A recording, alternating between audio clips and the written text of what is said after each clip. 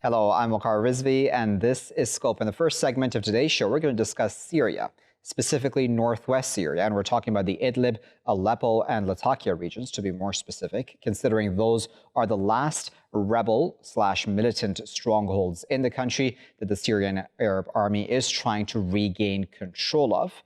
On this part of the Syrian government, its goal is, as I said, to regain control of areas that it feels it needs to, quote-unquote, liberate from rebels and militants. On the other side, then, of course, there are major concerns, humanitarian concerns, about those who are caught in the crossfire of all of this, those who are innocent, such as women and children, and even otherwise. 900,000, upwards of 900,000, in fact, is the number that the United Nations says have been displaced by the current attacks on Idlib and otherwise, even Aleppo. So can this situation continue as it is, especially now that we also have an escalation of tensions between other external parties in Syria, such as Turkey, Russia, and others who are involved, even the United States, in fact, also. Let's discuss all of that a bit further. We're now joined by Faik, who is a former member of the Turkish parliament. He's a member of the Foreign Affairs Committee, expert on the Middle East, war in Syria, and the European Union. He's joining us now from Istanbul. Joining us from Damascus is Taleb Ibrahim, who is a political analyst. And joining us from Melbourne is Joseph M. Siracusa, who is a professor of human security and international diplomacy. He's also the president of Australia's Council for Humanities, Arts, and Social Sciences. Joseph, Taleb, and Faik, thank you to all three of you for your time today. Taleb, let me start with you. What are your thoughts about what's happening when it comes to Idlib, Aleppo, and Latakia? We know that Aleppo is now back in the hands of the Syrian government. Do you think Syria is going about this process in a humane fashion? I think the Syrian government will continue with its military activities in the north of Syria until all the Syrian territories will be in the hands of the legitimized government. It is not acceptable anymore for the government here in Damascus to see some large parts of Syria under the control of terrorists, or to be as a resort for terrorists to launch attacks against other civilian areas in Syria. Today, the Syrian army shot down 2 drones were going to Jabla, which is a city 100 kilometers far from Idlib, to attack that city. And moreover, this is something which is related to the sovereignty of the state and the sovereignty of the government of Syria, that no parts of the Syrian territories should be in the hands of any other force whatsoever that force is. And I think that this is very much consistent with the international law. No country in the world can accept that any part of its territories should be in the hands of any rebels or terrorist groups, etc. But then Taleb, if I may come in, as you know, the accusation is that Syria is attacking innocent civilians. How do you respond to that? Do you think that the Syrian army is a mad army to leave 100,000 terrorists living in Idlib and attack only innocents and civilians? This is not acceptable, and this is not rational anymore. This is accusations which is baseless, and it is senseless indeed. I heard a lot of reports in the Western media that Syrian army and Russian army are attacking only hospitals, only schools, attacking only children. And what about the terrorists who took those civilians as a human shield? I think that this is a politicized issue, and some people are trying to get use of the humanitarian situation in the north of Syria, which is a very bad situation. And who led to that situation? It is the presence of a lot of terrorists there, about 100,000. And what about the Turkish intervention? Indeed. Let me go to Faik with that. Faik, what are your thoughts on that? Because I would think at some level that we're not arguing, right? Or are we, that Syria should have control over all its territory? Listen, thanks a lot again inviting me to the live broadcast.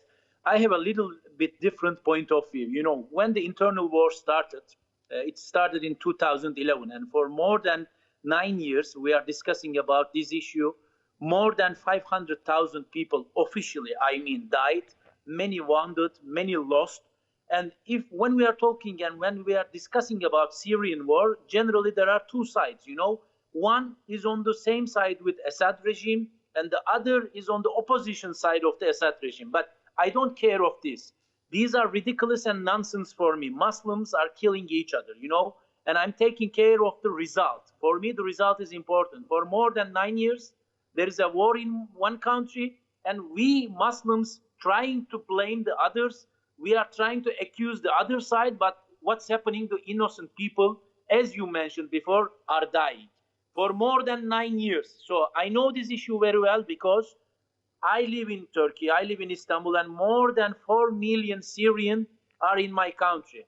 I see every day them on the street, everywhere in my during life. So it's a very bad thing, I'm taking care of this. And what a pity.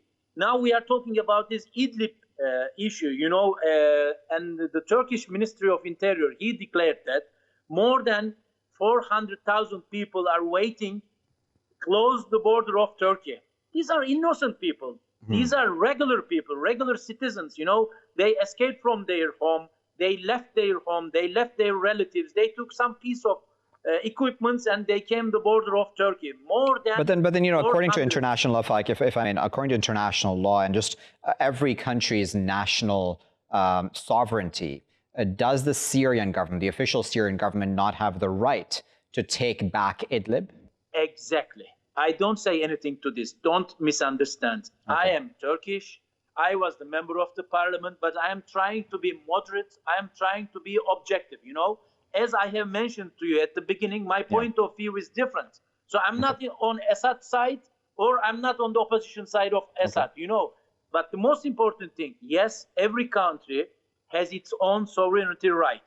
They can do anything. Yes, Assad regime can think that, okay, we are trying to take control in Idlib and we are fighting against, they say, terrorists or the opposition forces. This is not my case, I'm not related with that. But can you talk about the national sovereignty for Syria? Russia is in Syria. Iran is in Syria. Turkey is in Syria. A lot of countries in Syria. So how can we talk about the national sovereignty of Syria? A lot of national foreign forces are in Syria. And that's why we cannot solve this problem. I mentioned this before also when I'm talking with you. And also I mentioned in Turkey many times when I had live TV programs. When this internal war started, I also criticized my colleagues in the parliament. I told them, look, you are making mistake. Russia is in Syria and Russia is very powerful and Russia is dominating Syria. So because of that, for more than 9 years, Assad can stand there. Why? Because it's obvious. If you read a little bit, if you know a little bit history, if you know the relationship between Syria and Russia, you can easily analyze. Because of Putin's support, because of Russian support, Assad is on power. So this is not my case. I am trying to repeat again, and I'm trying to talk again about this. More than 400,000 people are waiting close the border of Turkey. These are all innocent people. Let me, if you allow me, Faik, I want Joseph into the conversation. Joseph, give us the international community's point of view then on this, because this is a bit of a nightmare when it comes to diplomacy, isn't it? Because there are so many external players with their hands in the situation in Syria. It's really hard to see a way out of the situation in Idlib. I mean, for the official Syrian government, whatever we may think of it, to say we want all of our territories back under our control, at some levels certainly makes sense, doesn't it? But then on the other levels, there are human beings who are being affected by all this. Yes, there are always two sides to every story, isn't there? I fully understand the importance to the Syrian government of reclaiming all of its lands. At the same time, on the international scene, we have a catastrophe that it's about to unfold. It's 900,000 people trying to survive this pincer movement as Syria and Russian forces come in. And of course, the Turks are doing what they can. And they have, 3.5 million refugees on their own border. And these people have nowhere to go. Now, the United Nations has argued that the international community has to intervene here. Now, the international community, I think, for the past several years has been frankly overwhelmed overwhelmed in Yemen and other places. Even today with the coronavirus, it's very hard for countries to concentrate on a catastrophe somewhere else. And as one of your guests pointed out, there are a number of nations in Syria, and the United States has backed out. I mean, it's washed its hands of Syria. President Trump walked away, I think, just before Christmas, and they don't want to get involved. And I heard the American National Security Advisor, Robert O'Brien, say, well, there's nothing we can do about it. Well, yes and no. You can do something about it, but you have to reinsert American initiative into the area. And I think America wants nothing to do with this. So how does this help people there? Well, it doesn't. Well, on that point of American, it's interesting you brought that up, Joseph, because the Russians say, and even the Syrians say, that the Americans have control over a lot of oil fields and natural gas fields within Syria at this point in time, and they're sort of blocking the Syrian government from accessing what would be their own natural resources. And it's not a lot of it, certainly, but why would the Americans still be involved even at that level? And we did just recently, I believe it was last week or the week before, that there were direct clashes between the Americans and Syrian troops as well. That's right. As you recall, President Trump made a big deal about saying that the rebels, or particularly the ISIS elements, Al-Qaeda elements, the terrorist elements, were not going to get those oil fields, so they were going to be kept for and holding by the Americans. Yeah, I understand that. And look, there are a lot of people running for president of the United States today in the United States, particularly in the Democratic Party, who want to get out of Syria, Afghanistan, and Iraq altogether. I mean, America is in retreat. It's trying to get out of these places, and I don't think it wants to re-enter Syria. But I think because America's leading presence there, and its ability to intervene in a positive way, in saving all these lives. These people are going to need water and food and tents and heat and energy and all the rest of it. What's going to happen? Well, what we're going to have is we're going to have tens of thousands of people dying the way they are in Yemen. I mean, up until recently, there were 37,000 people a day leaving their homes in places like Syria. Now we're going to have about 70,000, 80,000 people a day leaving their homes, and where they're going to go. They've run out of space. And so it requires the international community to intervene, or to call a pause, an intermission, so to speak, to assist these people, particularly over the winter months. I do not know if the international community, led by the United Nations and others, has the will or the power to intervene. I mean, it's going to require a human effort, a superhuman effort, on behalf of the international community. Indeed. And sometimes the international community just doesn't work. It lets things take place. On that point, if I may come in, Joseph, bring in Taleb into that, because Taleb, do you think that the United Nations can be trusted to, for example, bring in a ceasefire for Idlib and Latakia, for example, so that situation can at least calm down? Because we have, even according to the United Nations, had reports of people being displaced from their homes. I mean, all of that needs to be dealt with in a fashion where people, innocents, are not being affected, right?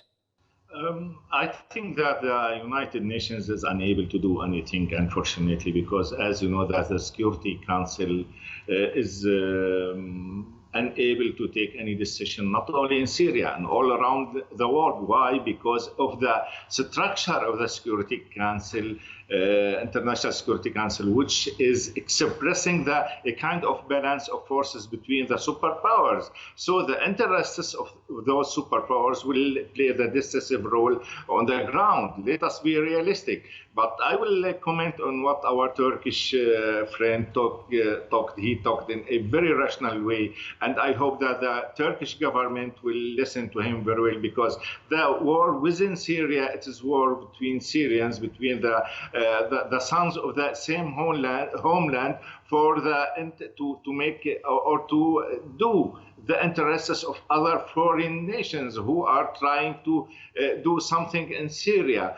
We see, here in Syria, we say that this is a small world war within Syria, and Syria unfortunately became a battlefield for Turkey, for Iran, for Saudi Arabia, for Russia, for a lot of superpowers who are intervening in Syria. Yesterday we heard that. But then, Taleb, if I give you the final comment, but the argument is that none of this would have happened if Bashar al-Assad did not react to those initial protests in the way he did. Do you think that the Assad government has also made mistakes?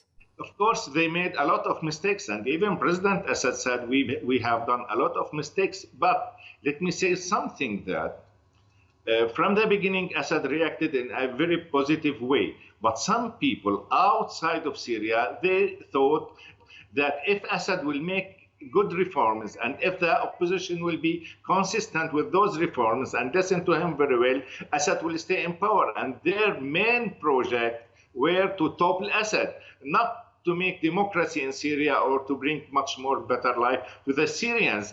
This is a very sensitive issue in the Syrian matter. We must be very, very, very naive, and we must be very stupid to believe that United States of America or Israel or Saudi Arabia, even Turkey, want to bring democracy to Syria. No, those countries are looking for their interests, and they are looking to make a proxy war inside Syria or inside any other country like Yemen, like Libya, etc., etc. Unfortunately, all those nations became a battlefield which will express the new international balance between superpowers. Okay, Taleb, I'm going to interrupt because I do apologize. Unfortunately, we're running out of time, but I just wanted to give the final word, if you allow me, to Faik. Faik, I wanted to get your final thoughts on this. I don't want to get involved in just, all the countries that are involved, because we can talk about that forever. I wanted to ask you, are you optimistic going forward that all these countries that we are talking about, that all of them can do something for the benefit of Syria, can negotiate some sort of peaceful resolution to the situation in Idlib and throughout the country?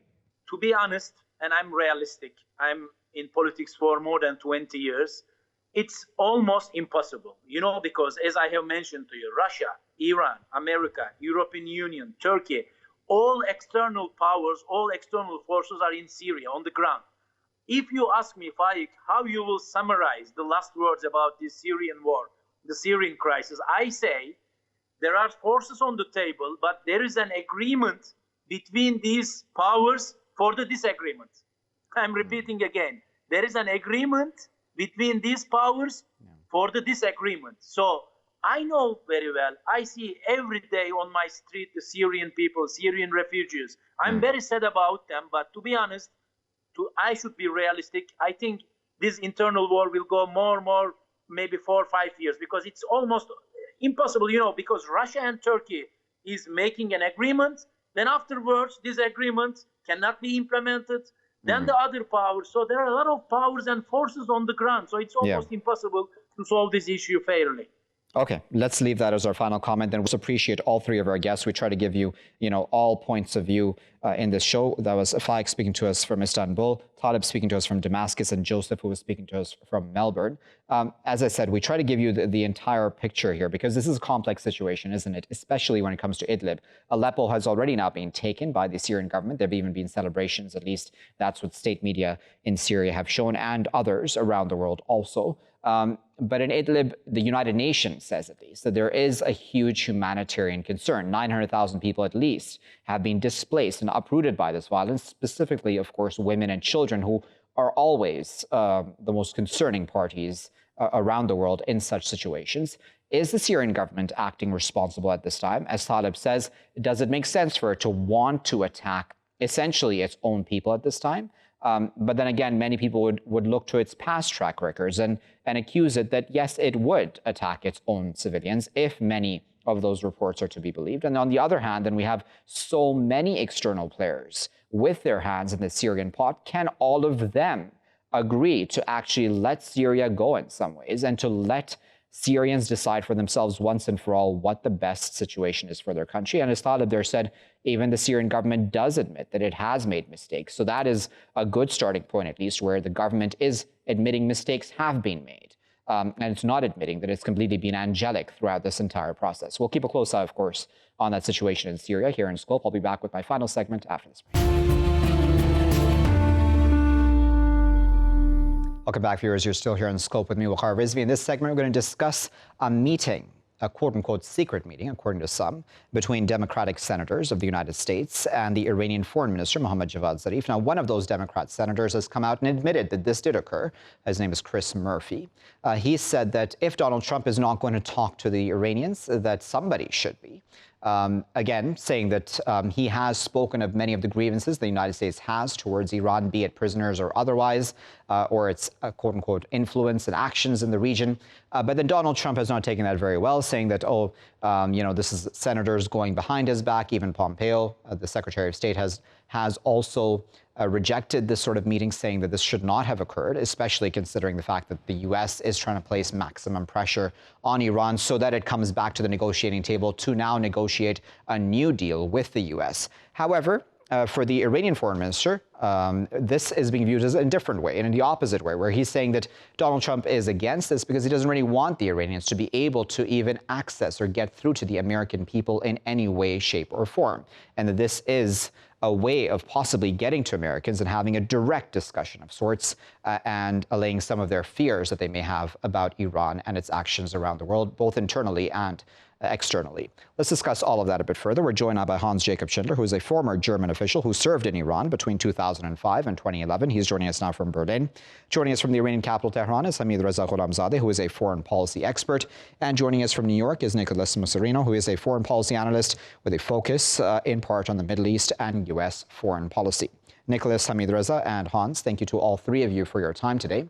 Hamidreza, let me start with you. What do you make of this meeting?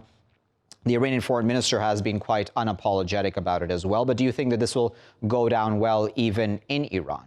It's not something surprising to us in Iran because Prime Minister Zarif has been living in the United States for so long. He has been our representative to the United Nations for many years since the revolution. And he has had many connections and contacts with many politicians in the United States. And he has not stopped at that, actually, that connections since he left the United States. And it's not something surprising to me because a diplomat, the main thing for a diplomat is the connection that he or she has.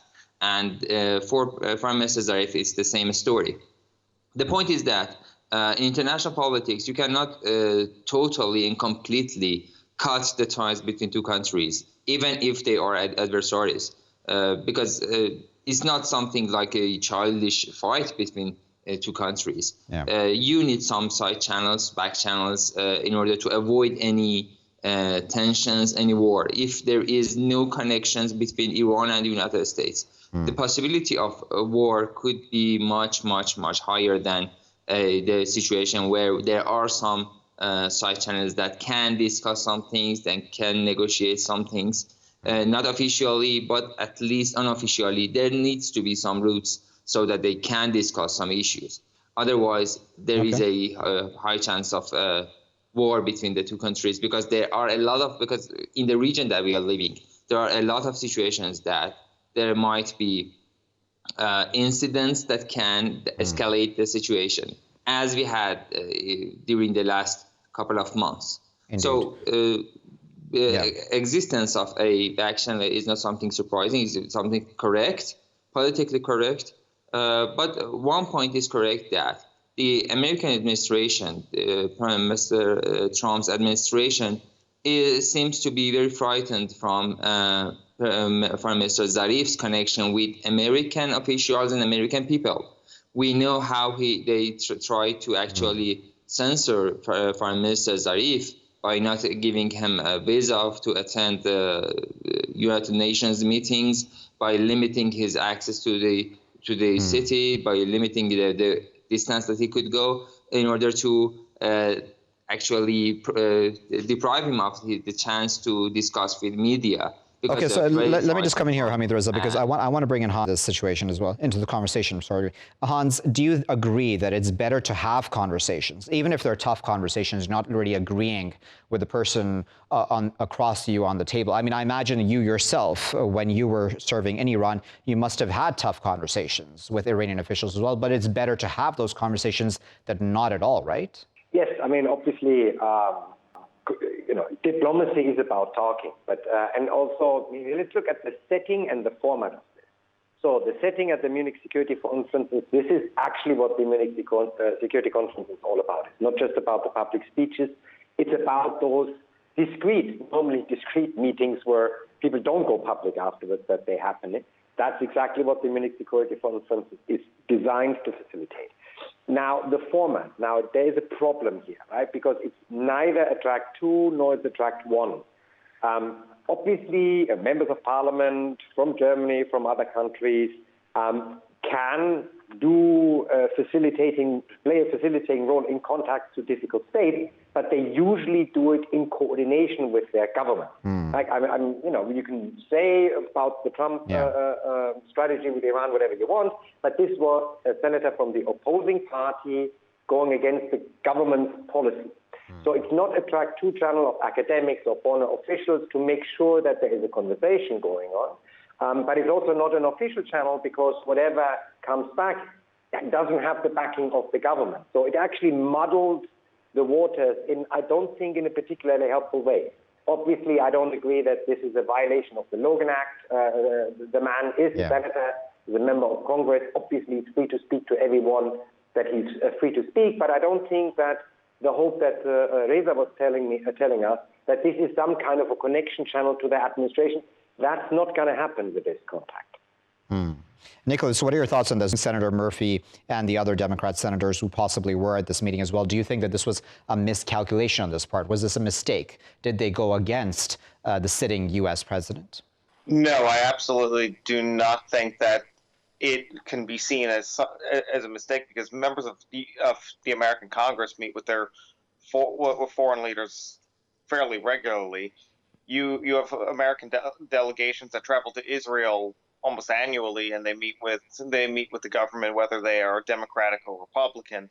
You had at some point early in the Trump administration, Senator Rand Paul traveling as part of an American delegation to Moscow, and he met separately with Russian officials, and then spoke out on Russian policy in the U.S. You had even if you go further back during the wars in the 90s in the Balkans, you had American senators being directly engaged with discussions with their like the Serbian and other Yugoslav counterparts. Yeah. But keep in mind that for Trump going into an election year, a talking point that they've been playing around with, of course, has been trying to tie the opposition, the Democratic Party, as soft in Iran, or in some egregious cases as pro-Iran after the death of General Soleimani in January.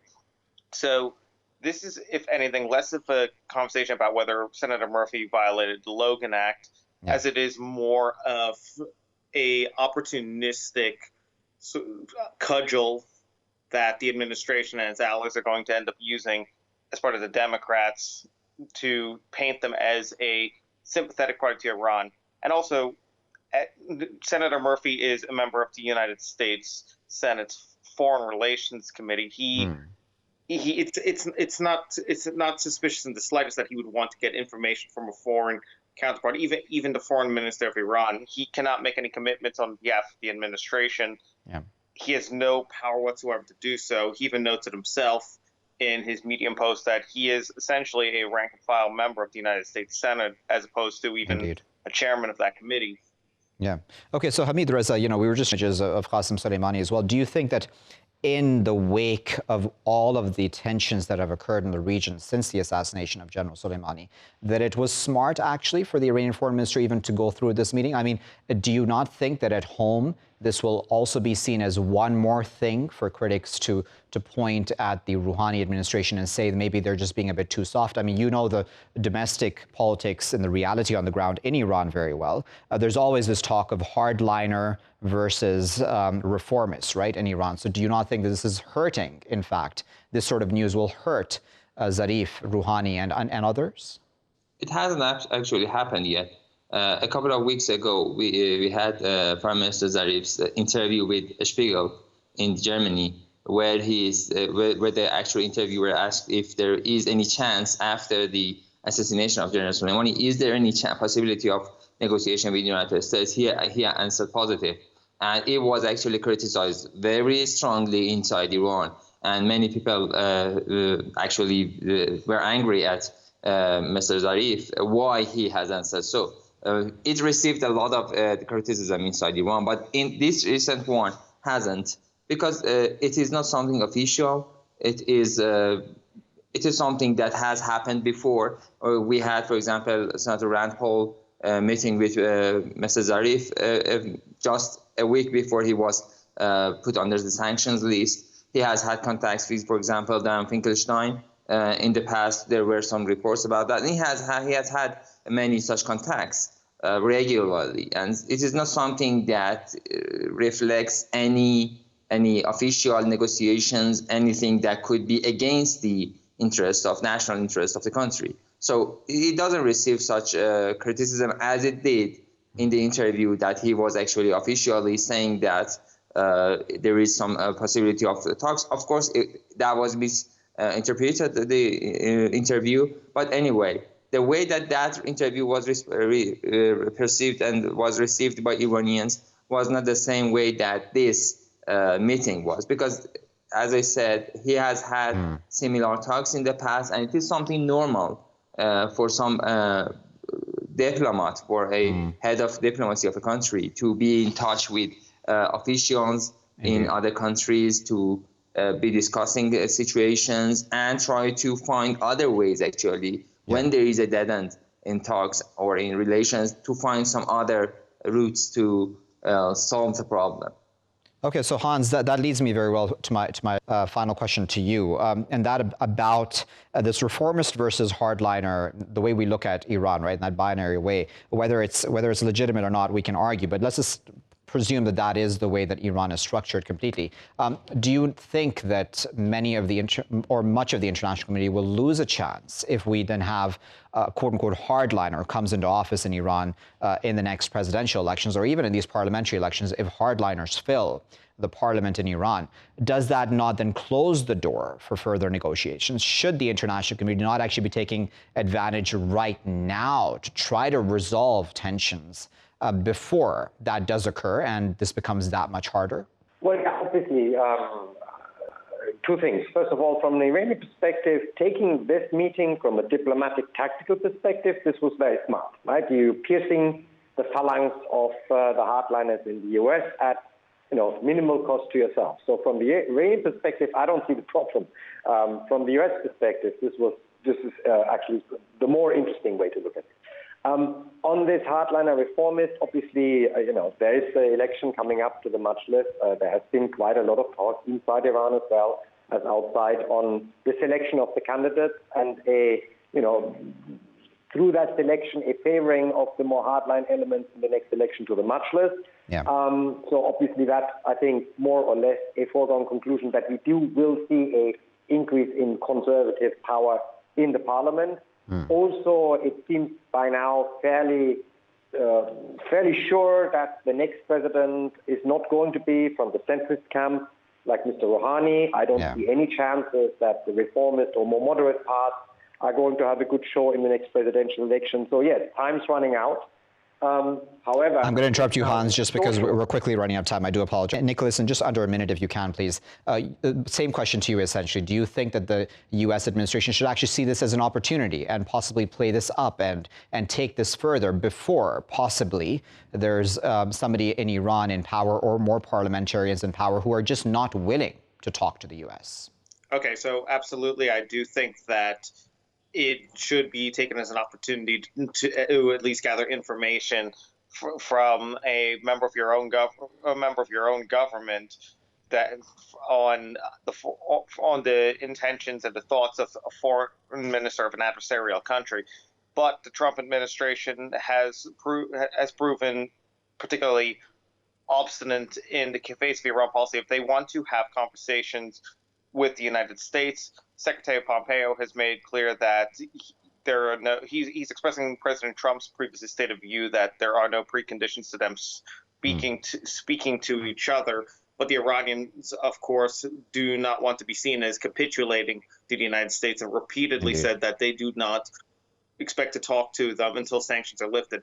So even though Senator Murphy and any other Democratic senator who might have been in that meeting that spoke to him could have valuable information. It's unlikely that the Trump administration will see it similarly. Instead, they're going to use it as they use many other instances like this for their own domestic political gain than towards any tangible foreign policy gain.